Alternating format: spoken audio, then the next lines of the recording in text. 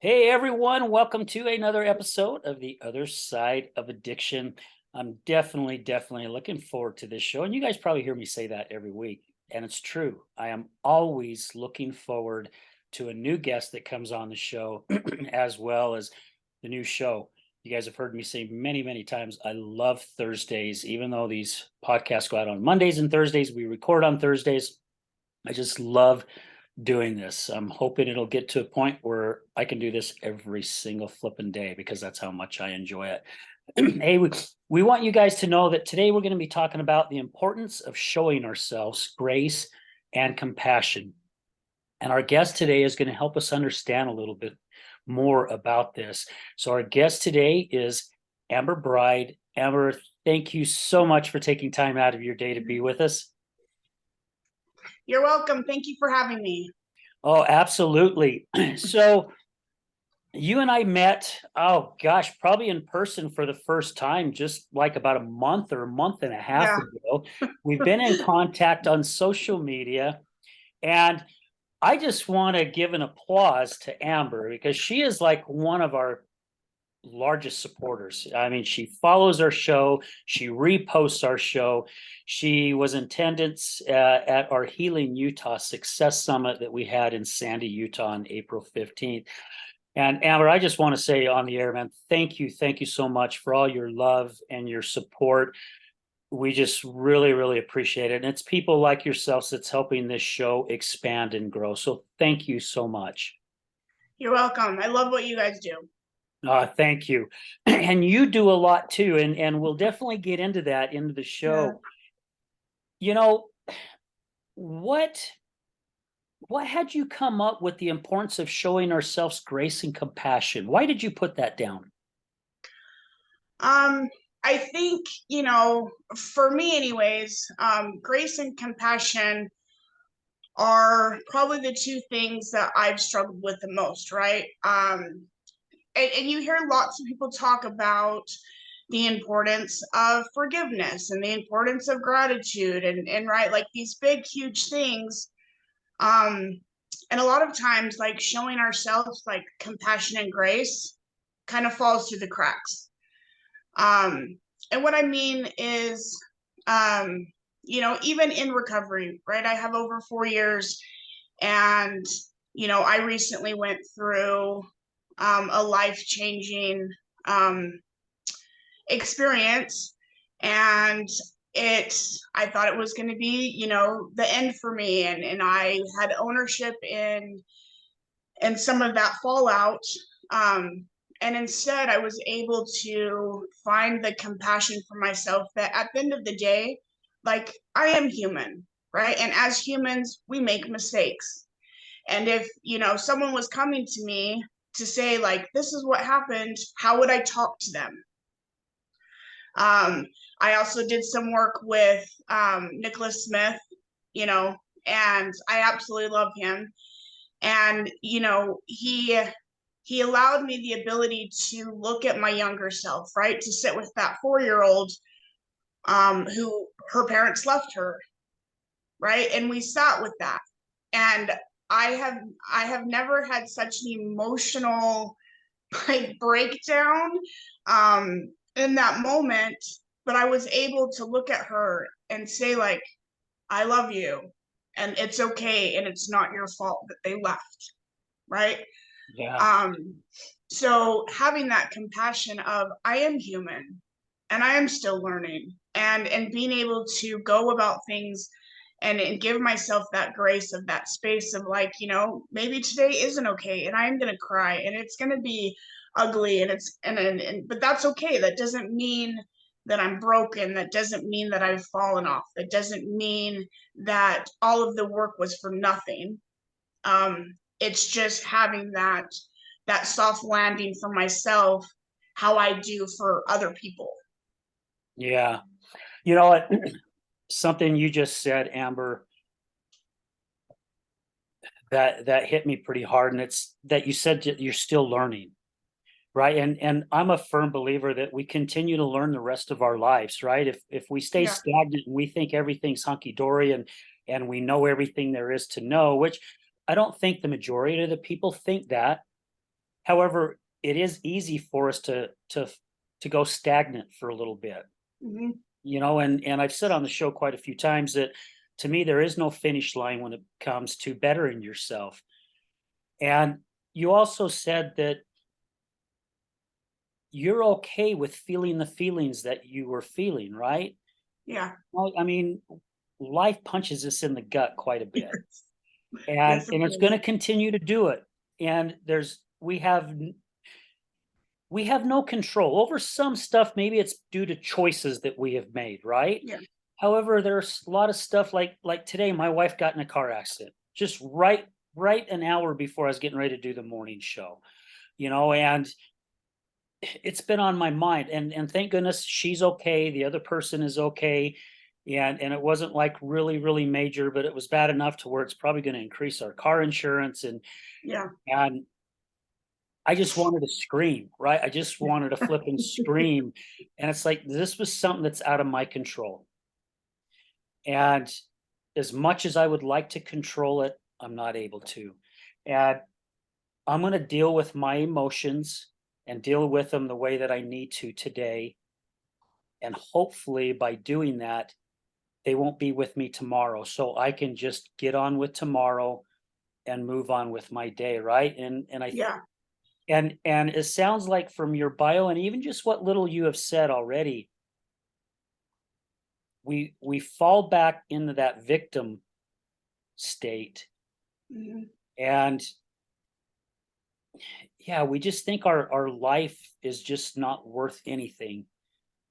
And it's so not true. And we don't allow ourselves to be that little 4-year-old and come back out, because I just did a little bit with Nicholas Yeah. Smith myself, and he basically kind of brought up the same thing. And I've had another person who I've had on the show who basically has told me the same thing, right? Let the little boy come out. And I think the majority of our listeners need to think about this a little bit and allow our inner child to come out, because Mhm. we can get in trouble as an inner child and we may cry and throw a little fit for a little while. And then as soon as one of our friends call or knock on the door to come out and play, man, it's all forgotten. We're gone, right? But Yes, that's very true. as we get to grow older, we gosh, we sit on it and we sit on it and we sit on it, and it's Yep. not doing us any good. Well, and that's true. And I think for me too, there was a lot of healing with that, right? There's a lot of um abandonment issues and a lot of, things that I didn't really realize the impact they had until, I've been doing the work the last couple years. And so I think that that's where I've learned that, um, I'm quick to forgive someone else. I'm quick to be so compassionate and loving and all those things. But when it comes to me, I have this unrealistic expectation, right? And when things fall apart, I go back to that inner child that's saying, like, you're not enough. Like, why couldn't you do this, this, and this? If you would have been this, if you would have been that, right? And so I've been on this journey of like, why does this keep coming up? Like Right? this like version of me will not go away, right? Um, but the more that I've done with like showing myself that grace and compassion, like I was able to kind of walk through this experience that I have of losing a job and being able to be graceful with it, right? And still be able um to rise above it. And the doors that have been opened and the opportunities that have been opened, it doesn't take away who I am. And it's just something that hurts and there's more out there though, right? So it's like I get to give myself a hug, right? And say, it's okay. Like this isn't the end. Cry about it, whatever you need to do, but you're gonna get up and you're gonna show up and we're gonna move forward, right? And so I think that's for me why it's the most important, right? Because you can be forgiving, but that doesn't always encompass like being compassionate or having grace for yourself in that moment. So That's a great point. That is a really, really good point. It's again, it's I think it's like we shove a lot of slivers in ourselves, right? And we just let them sit there and fester till things are so sore, Yeah. but yet we still don't do anything to dig that damn thing out, right? No. We continue No. to let it just sit and fester, and I can feel a little bit of what you're talking about because I have watched my wife go through it, right? I've watched my Yeah. wife go through not feeling good enough. And, eh, we all get vulnerable on this show, and I'm just going to be vulnerable as well. Her and I are going through some therapy together because we've gone through a lot with the Yeah. addiction and job loss and different things like that. And gosh, now where was I going with this? Just getting to understand our feelings, and she was talking about that same thing about feeling like she's not good enough again, right? These old feelings start coming Yeah. back in. And I have even thought the same thing, right? I mean, probably 2 or 3 days ago, I was thinking, gosh, what if I wouldn't have lost my job in 2009? I had been there, I'd be there now like 30 something years. I might be able to retire. And Yeah. it's like, why is this coming up? That was 14 years ago. It's done and it's over with. I'm grateful for the journey that I'm on right now. And it's Yeah. because it's brought me closer to God, and it's put some of the most amazing people in my life that I've ever been around. And none of this would have happened if it wasn't for that. Well, and I think that, you know, um, we go through these big things, right? And we can have gratitude in them, right? Like everything that I've gone through, my parents leaving me, my grandma giving me up, you know, all of the trauma that led up to me using, the trauma in my use, right? Today I know that God had a plan in all of those things, right? And all of the heartache and all of the hurt and all of the chaos, right? That I would not be who I am today, right? I would not be able to connect with people. I wouldn't be able to, do the service work that I do. Um, and so it's like I know that, but there's like a piece of me that still has myself in that box, right? The box that as a child I was put into because I was so unwilling to be compassionate to her, right? And to like say like it's okay, like it's not your fault. And for me I was frustrated, right? I was like, I've worked the steps like 4 or 5 times. I have a sponsor, a therapist, like I do all the things. Like, why am I still feeling like I am not worth it or I don't matter, right? Or that like people don't see me? Like, that's crazy. But it's true, right? It still keeps coming up. And I'm like, hey, I'm like gonna be 42 this year. Like, at what point is like this gonna be put to bed so that I can move on to something else? Right. Is is that why you felt pretty hollow, right? Because you mentioned that in your Yeah. bio that you just felt like an empty shell, like you were just hollow inside. And it's because of all this stuff, which is, to me, I picture that as very, very fragile, Yeah. right? Because it doesn't take much when you've got an empty shell. If you just picture an eggshell that's empty, man, you just barely touch it and that thing could crumble. Yeah.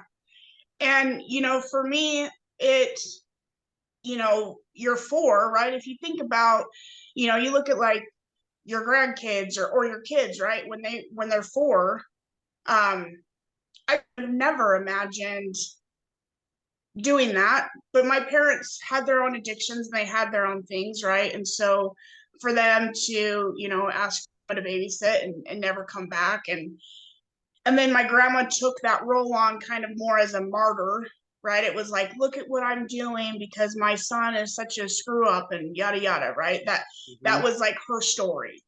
But part of that though, she also was trying to mold me into um her perception of the world, right? Which looked like you have to be a certain size. And if you're not skinny, like the world won't accept you and you won't be loved. And like, the world rejects people that are not of this size or of this stature. Yeah, yeah. And then I started pushing back the older I got.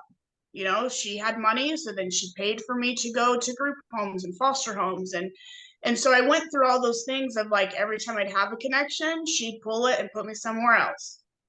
And then at 17, you know, I was on my own. Um, Again, you know, she was like, "You're never coming home. You're a waste of money. We're not doing this." Um, and so my whole life, like that was the belief, right? My belief was that I was the common denominator, that um, these things were true, right? When relationships would fail, it was because of those things. Yeah. Um, you know, and it is like it was very hard. And so I became a chameleon of whatever this person, that person, the world, the society.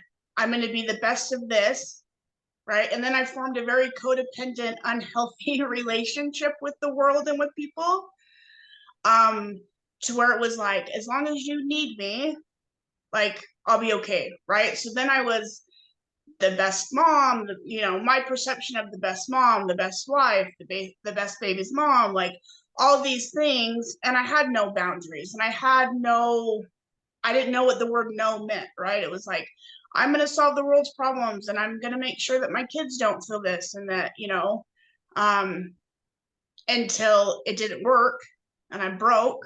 Yeah. And then, you know, I started using drugs and realized that I'd become my mom, right? So then that internal was even worse, right? Now my grandma is right, and I am my mom. And so that was my narrative and that was my perception. Um, so it's been a very hard lesson for me to be able to have that compassion and that grace for myself, to be able to be comfortable with who I am. Yeah. That makes a lot of sense. May I ask, Amber, do you associate with your parents at all now? No? So I know nothing about my mom except her name because it's on my birth certificate. Um, my dad did try to show up in my life. I had just had my daughter Destiny. Her dad and I, you know, we were living the life. We were engaged. We had a house. You know, we'd already been together for 2 years. We have our daughter, and my great grandma had passed, and she had left me some stuff in the will. So in a will, right, it has everybody's information.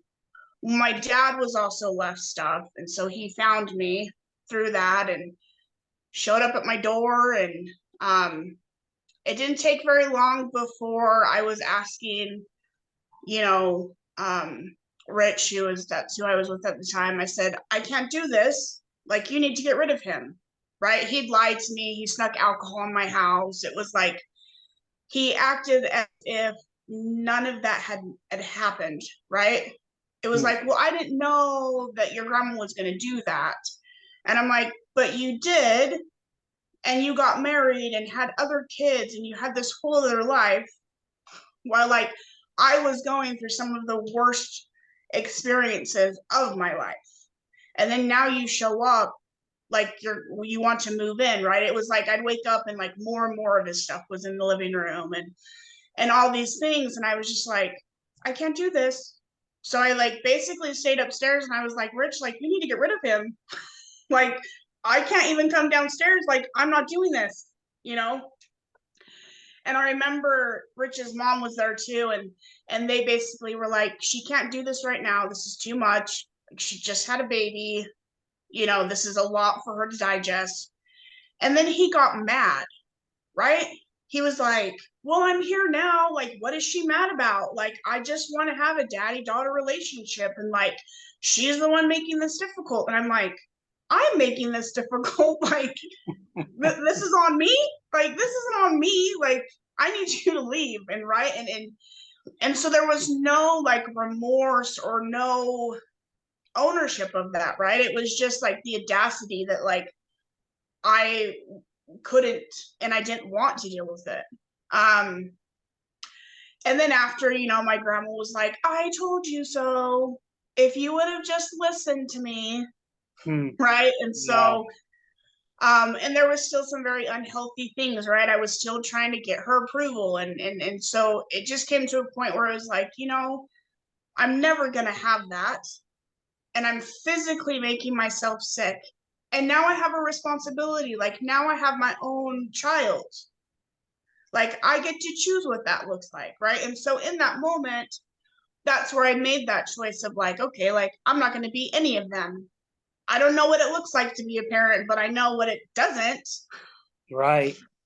And so I just kind of let it go and I just moved on. And, there are times where I like wonder about my mom. But I also feel like the missing puzzle pieces that I thought were going to fix all the questions. Like when my dad came in the picture, it was like he took that puzzle and like threw it up in the air, like in a windstorm, and like just blew it to pieces. So I kind of was like, I I am who I am today, and does it matter like to hear that other side of the story? And so that was a choice that I had to make and to live with, today that I may never know, and that's okay, you know. You know, if you're okay with it and it fits fine inside you, Yeah, really that's all that matters, right? yeah, And it's a tough situation, and that's something again, hopefully we get listeners who, I mean, that's part of doing this show is to also bring people in that don't know about addiction. And also one of our biggest missions, as you know, is to get rid of this stigma yeah. because people think it's just the drugs or the alcohol or whatever the addiction may be, and it's not. It's No. it's our cover up. It's our band-aid to Yep. help us feel a different way because we don't want to feel the way that we're feeling. And the majority of it happens, well, it happens to the majority of the people who've come on the show as a child, right? Yeah. Some traumatic happens. I mean, and a lot of times it takes years for it to fester up before we realize there's something going on and I just don't know what it is. I just don't like the way that I'm feeling. Yeah. Well, and Yeah. it's hard too, right? I mean, I didn't actually start using hard drugs and fall into my addiction until I was 34, right? And so at that point, like I, have 3 kids and I had a husband and I had a house and I had all these things. Um, and my husband and I were going through our struggles, and part of that also is when you don't have role models and healthy boundaries or perceptions of what it takes to have a relationship, right? Then it's kind of, I don't want to say destined to fail, but it doesn't have like, it doesn't have the bones, right? It doesn't have that strong foundation to come through those things, right? And so and at 34 I just kind of broke, right? Like my husband had enough. He was like, I want a divorce, I don't want to do this. um I didn't have my kids. He took my youngest son, my oldest kid's dad took them, and I just, and so when I first tried heroin for the first time, like for me it was like the missing piece, right? Like I had led all of that chaos and hurt and eating disorders and cutting and suicide attempts and drinking and not having boundaries with men and codependent in relationships, right? I had lived that life. So at 34, when like the heroin, like it basically turned off the emotion, right? So for the first time in my life, it was like, I can breathe. Like, why didn't I do this sooner, right? Like, I felt like at peace, right? Like my head was quiet, my body didn't hurt, like I didn't feel like I was suffocating, I didn't have shame and guilt and the pain, and I didn't have anything. You know, Unfortunately though, like addiction isn't, right? You have like one moment of peace Yeah. and then it sucks you in, and down the rabbit hole I went. And um but the thing about it though is like it's true what you say, like that stigma of addicts, right? Everyone, or people that are homeless, or these aspects of it, like there's so much more than the perception of, well, they're choosing to use, right? Yeah. Because I had drank and I had done all these other things, and it never took a hold on me the way that it did when I was 34. And then I just couldn't, right? Like I was just like, I can't get out of this. Like Right. I don't have my kids, and I'm becoming my mom, and my grandma is right, and all these things. And as much as I hated that person, I just couldn't break it, right? As much as I was going to jail, and I was all the things, I was still like, okay, let me keep going down the rabbit hole. Well, it's because you start feeling guilty of the things that you do, right? Yeah. And so the guilt and the shame just keeps piling up. And I like to use I like to I like to use eagle's talons, right? Yes. Or even owls. They are so sharp. I mean, I love eagles and hawks and owls, and they can swoop down out of the air and pick up a fish that, I mean, they can pick up a 10-pound trout if they wanted to and Yeah. fly away with it. I just saw a picture the other day where a bald eagle had swooped down and picked up a poodle and was flying off with a poodle. And it's like, and I didn't even really start into my addiction until I was in my 40s, right? Yeah. And I had partied. I worked construction, man. That's all we did. We worked our butts off all week. And then on the weekend, it was time to let loose. It was kegers and mushrooms and Yeah. coke and pot and whatever else anybody brought over, just to let loose and have some fun. And it's like I shared in my talk, that first line of cocaine I did when I was 17, I didn't realize what it was going to do to my life years down the road. Yeah. And it got to where, like you and like a lot of other people who battled addiction, we get that first time feeling, right? It's like, oh, this is Yeah. awesome, right? I don't have to think of anything. This is great. I can just chill. That's the first little bit of the talons in us. And then what happens is we look for that feeling the next time we do it, and we don't get it. But yet the talons sink Mhm. deeper. And then we do it Yep. again, they go deeper, and it just continues.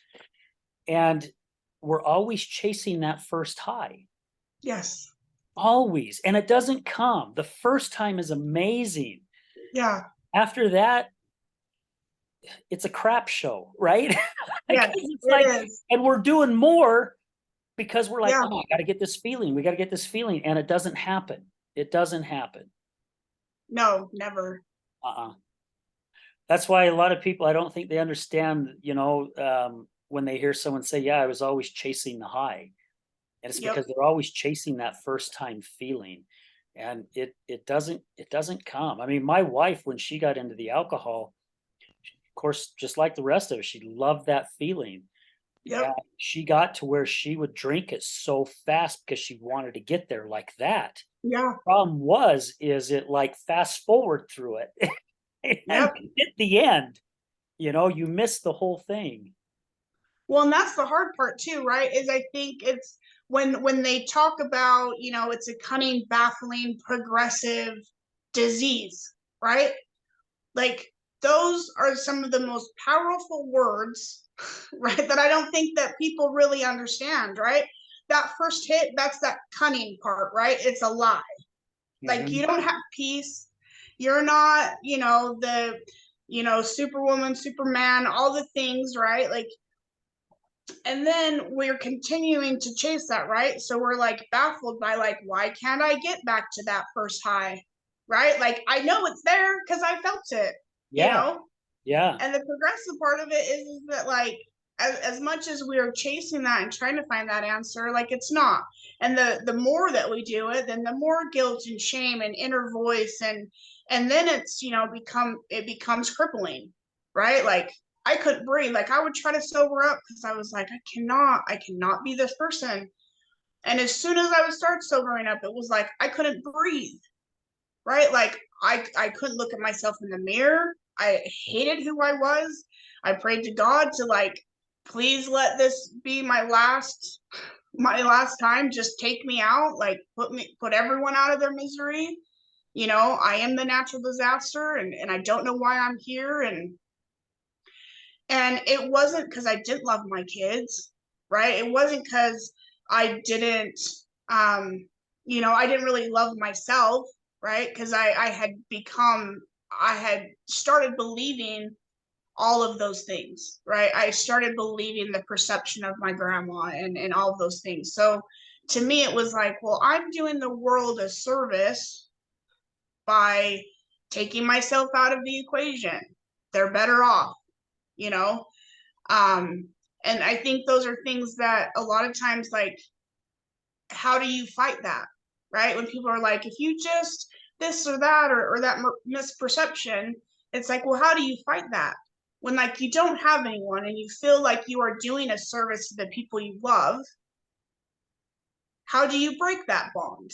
Like, how do you break that chain, right? Um, and I think, for me at least, that has been the hardest thing, right? Is being able to completely break that chain and to trust God's hand in my life and his love for me and that I am worthy and I am deserving of what comes out of, like, my recovery, like what comes out of my addiction. Yeah. And we all deserve to be happy, right? We all deserve to be at peace. Yeah. Every single one of us.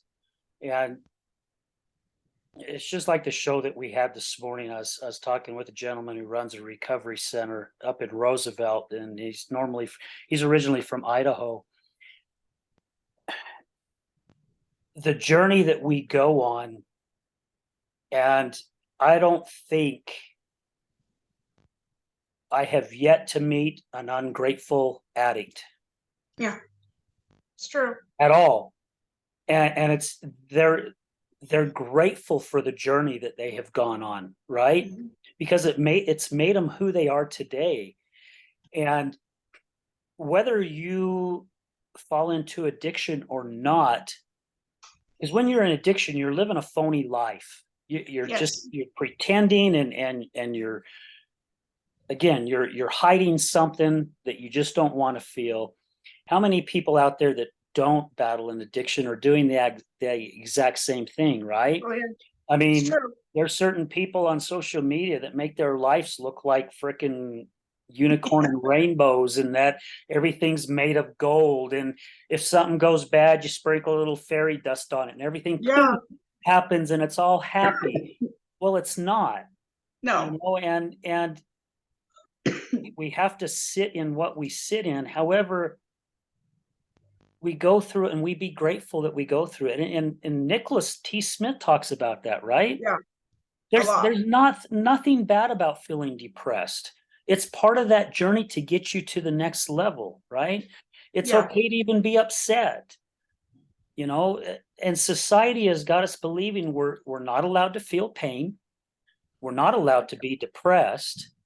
We're not allowed to cry. Well, by hell, what is it that we're allowed Yeah. to do? Oh, we're just supposed to go around and, again, pretend that we're walking through rose gardens all day long? Well, it's Yeah. not. That's not life.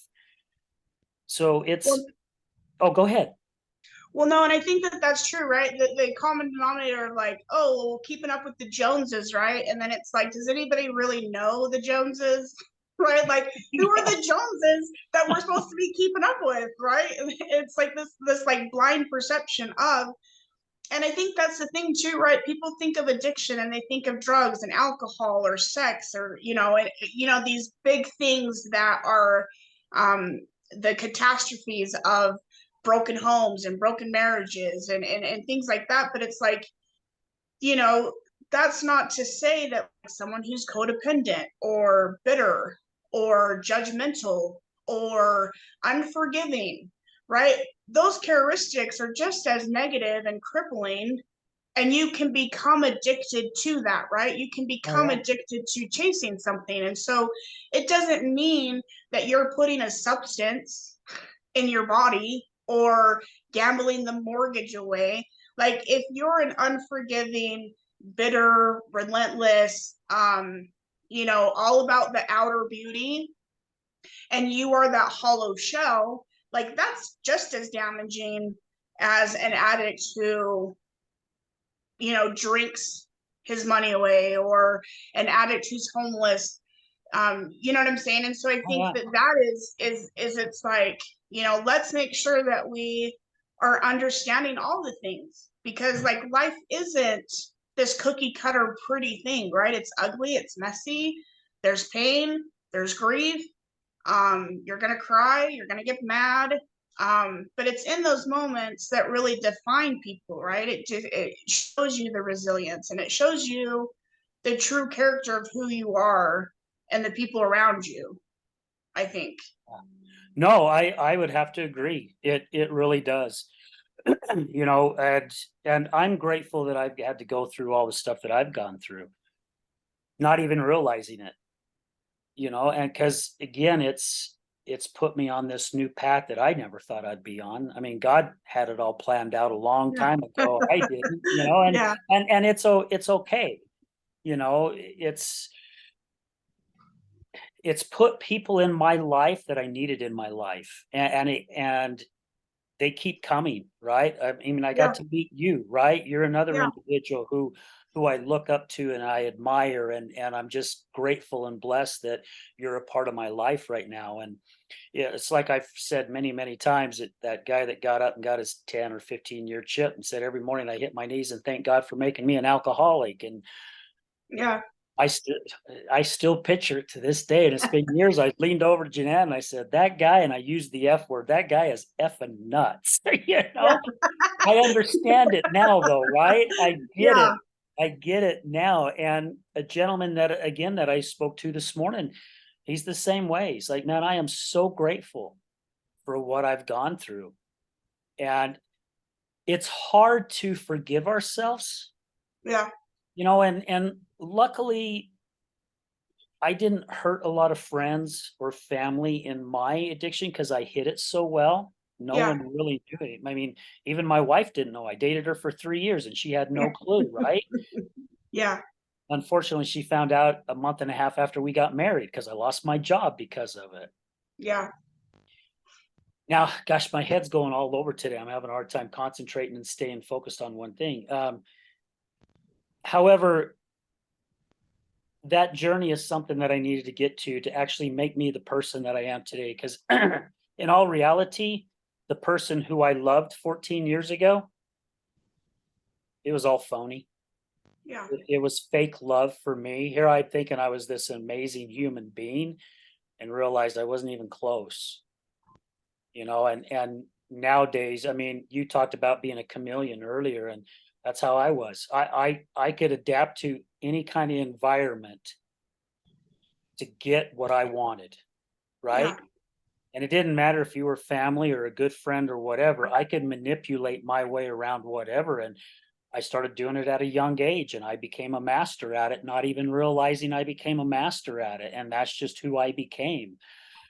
And Devin, who I was talking to this morning, says that they have some artwork there at their recovery center. And I guess it's like very famous type Japanese art where they do a figure and then they bust it.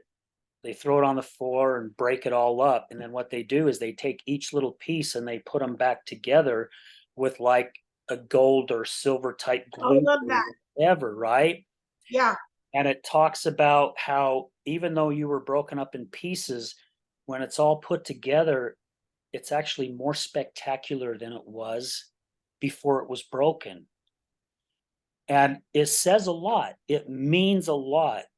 It's like if you got a puzzle that's 5,000 pieces and you just grab it and you throw it all over the place, now Yeah. you've got to get 5,000 pieces all back together again. That's what the majority of, not probably all of us who are in long-term recovery, that's what we're doing. However, these pieces have so much more meaning to it as we're Yep. putting them back into its place, right? And when you put that meaning behind it, you you shape a new you. You become a totally different person. Well, and that's the thing too, right? Is that you become a different person, and you also learn the ability to you have the ability to be able to do something more, right? Like you have the opportunity to change that, right? Like Yeah. there's meaning behind what that looks like, right? Like I never realized the importance of putting the pieces back together until now. I look at my family and it's like, now today I'm like best friends with my exes, and my kids enjoy spending time with me, and they show up for me, right? And it's like I wouldn't have had that um if I wouldn't have blown the pieces up first. Yeah. Amen. And and it was such a honor and a privilege to meet your daughter, Yeah, Destiny. Just what an amazing young lady. I mean, just she just glows, right? She's just got yeah, this huge smile, and she just has yeah, this glow about her. And you don't see that a lot in the younger generation. I mean, no, I haven't experienced it.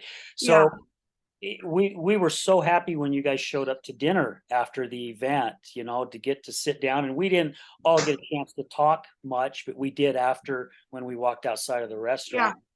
Yeah, I just have to say, and the glow in her, the energy that she has, and you're the person who has broken that chain, and yeah, they get to see who you are as a person, and I'm sure they know what your past is like, and yeah, they get to see this woman going, my gosh, if my mom can do it and she's this strong, now I have someone to go to when I'm needing some direction. And yep, if she can do it, I can do it. Right. So now you're just, yeah, now you're up here for your kids. yeah. And it makes such a big difference.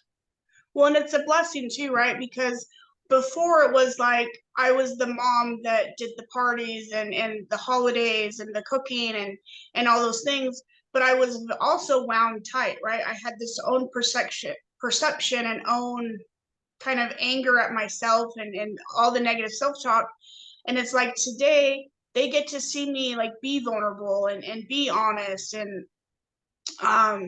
we get to experience things together, and I was able to hold space for them to say like, I don't know how long it's going to take me, but it's going to take me a while to forgive you, like, and being able to have those conversations, right? And then watching them grow into the people who they are, right? Who pray and are hard workers and support me, and if there's a service project, I'm like, hey, like, let's do this together, and to have them show up, like, that's what it's about, right? Like, that's breaking the cycle, and that's showing up, and it makes all of it worth it at the end of the day to be like, okay, well, like, this works, and this is okay.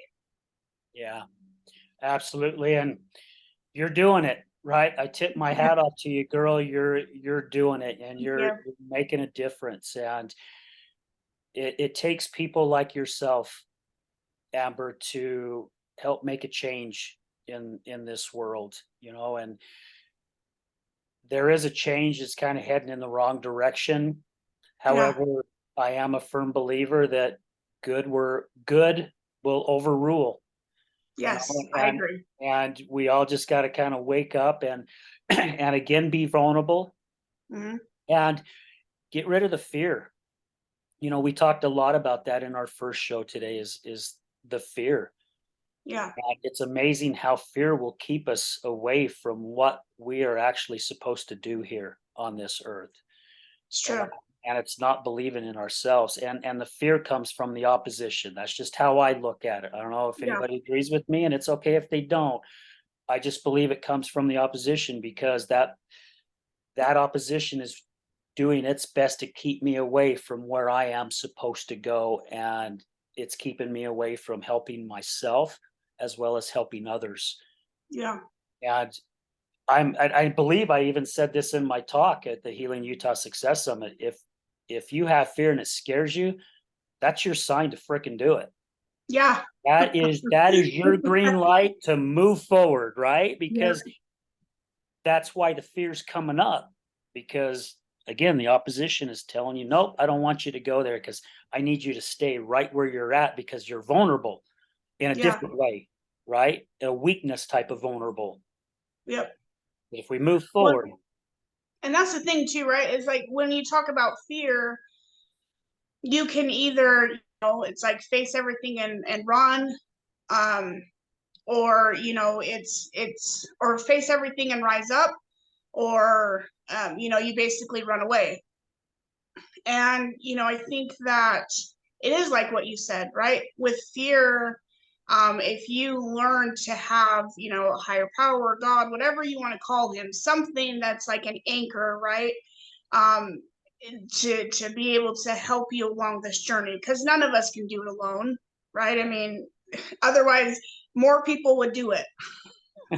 you know but it's being able to have that ability to like lean into it, right? Like, this is about to get real uncomfortable, but like, I'm trusting you.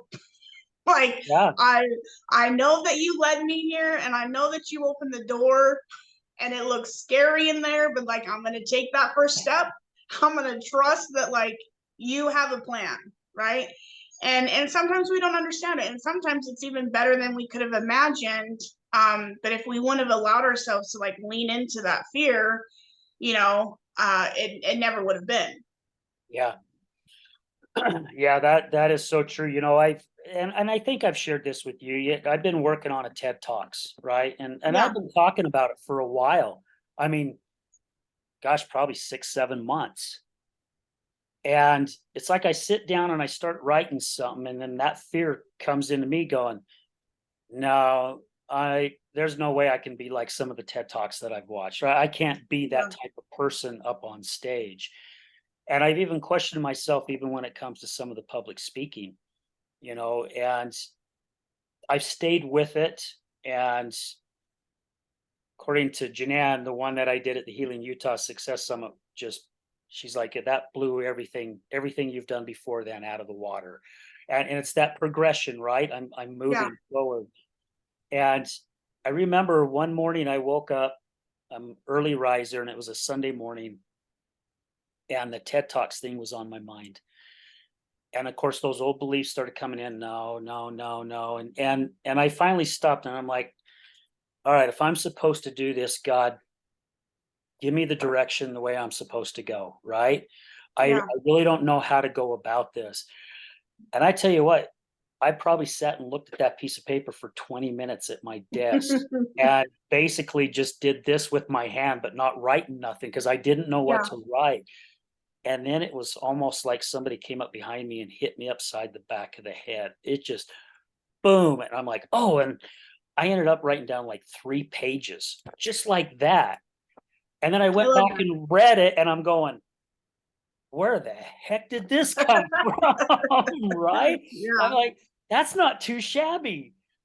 And so I just actually, right before you and I got on the show, it's crazy. Someone emailed me and said, do you have an idea about a TED Talks? If so, respond to this email. And so I I love responded, that. yes, Yeah, I and, love that. and I've been holding myself back all this time. And I Yeah. finally took that step because I want to take my own advice, right? Hmm. Yep. It's been scaring me. I've been doing the self-doubt going, bull crap. If this person can do it, so the heck can I, because they're just like me, right? Yeah. So I can do it. I love that. I'm so excited for Yeah. you. That's awesome. But it Yeah. is Well, true, right? I think that it comes back right to that like compassion and grace too, right? Like, we're so willing to be so compassionate and graceful with everyone, and to talk people through their fears, and it's like, but then when it comes to us, it's like, oh, like, I don't, that's yucky. Like, yeah, I right. don't do that. Mm-mm. Like, well, I'm not doing that today. Yeah. Maybe tomorrow, right? Like, and Yeah. so then it's fine. Like, you just have to be like, okay, like, I'm just gonna jump, right? Like, I'm just gonna jump off the high board, and like, whatever happens, happens. And like, at least I can say I did it, right? At least I can say like I don't have regret. At least I can say that I showed up, and I gave it my all to my best ability in the moment, and not have regret looking back being like, well, I could have done that, Yeah, you know? right. Yeah. I like to use the analogy, I guess you would call it an analogy. You know, not last year, I think 2 years ago, my daughter took me skydiving for my birthday. It was like a Oh, Father's Day birthday type yeah. thing, and I had it down on my list of 300 things that I wanna do, and so I'm like, "Oh my gosh, yes, that sounds amazing." She goes, "Are you really, Dad?" And I'm like, "Yeah, yeah, let's do it." You know, and we show up at Skydive, Utah, out there, Tooele, Grantsville area, and, you know, we go in and we get signed up, we go in the little room, we watch the little 15-minute video about safety and how you're supposed to hold your body and blah, blah, blah, and then you go out there and you're kinda milling around, and then finally your person that you jump with, your tandem comes up and they introduce themselves and they start grabbing the straps, right? And you're going, Yeah. okay, well, this is getting kind of real, right? They're Yeah. putting the straps on you, then they're double checking things and they're go over and stuff with you. Then here comes the plane, and you start walking out to the plane. You're going, okay, now this No. is really getting real. Yeah. And then you get in the plane, just get all strapped down, the window's open, boom, you take off, and you're looking out the window, and before you realize it, you're 13,000 feet up.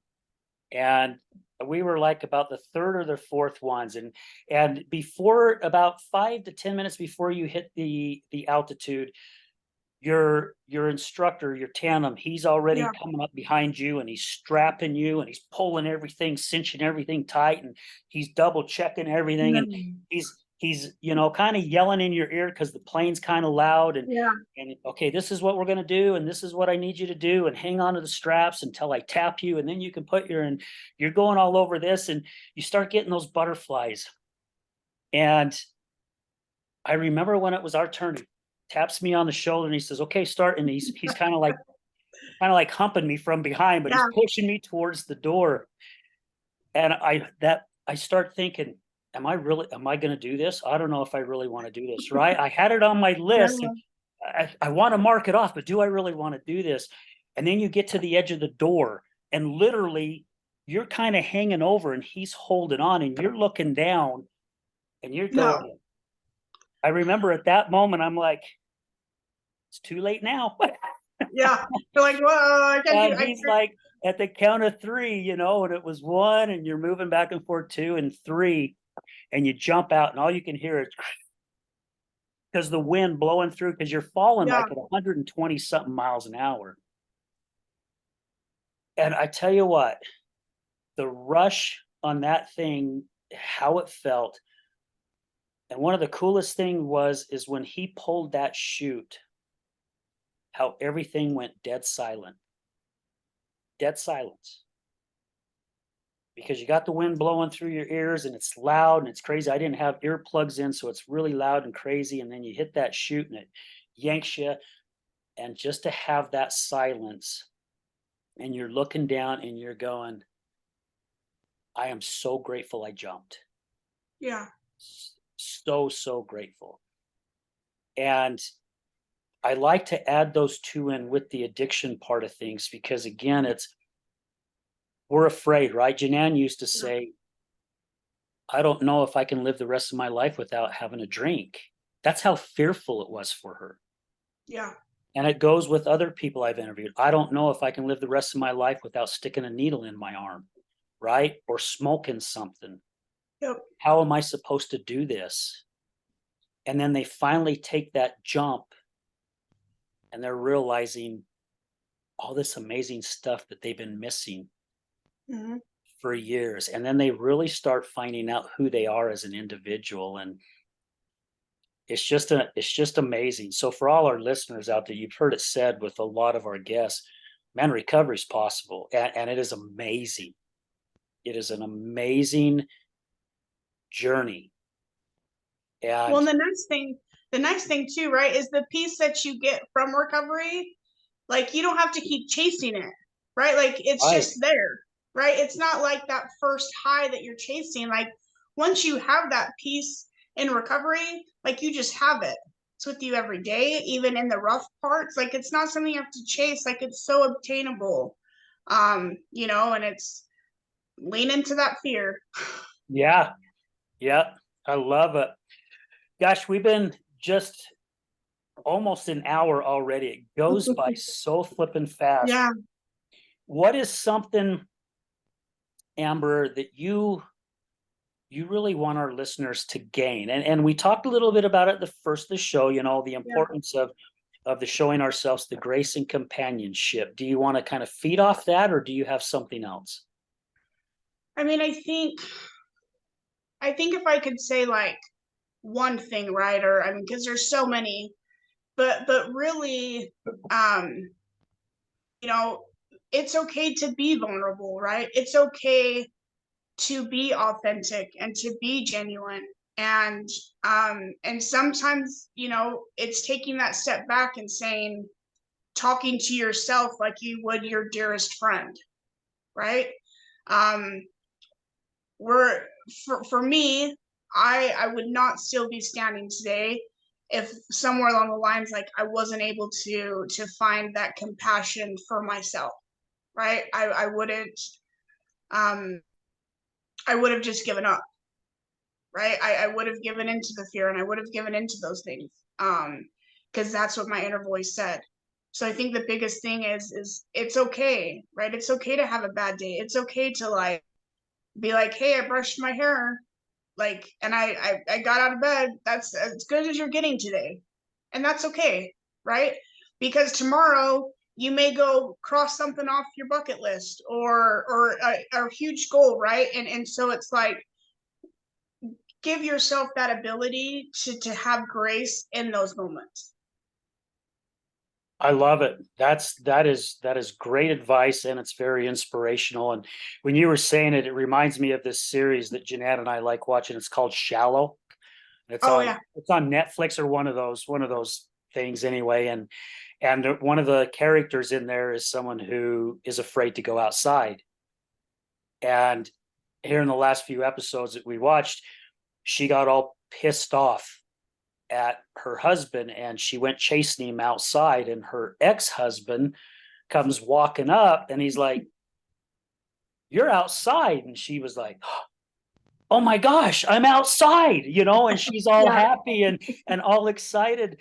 And then as you watch each kind of like little episode, it shows her now that she has this little map and she's got these little steps, and she's so excited. She's like, "I went 119 steps today." Oh, I love that. Oh, and Love then the that. next one, it was like, "Tomorrow I'm going to go 126, Yeah. and it reminds me of the recovery journey, right? It's not about the process, it's about the journey. It's discovering who you are in this, and Yep. it's yes, there are the 12 steps that some people take and other people do other little things. However, that is a big part of it, but that's not what it's all about. Nope. It's not just the work, it's enjoy the journey that's getting Yeah. you there. Because when you do, you look back and you're like, "Oh my hell, what an amazing ride. This was incredible." Yep. I agree. Yeah. My gosh. So, Amber, again, thank you so much for taking time, and definitely it was an absolute pleasure and honor to have you on the show today. And earlier, right around the beginning of the show, you mentioned hugs, and somebody that I interviewed a couple weeks ago or about a week ago talked about he had never been hugged with words like that before.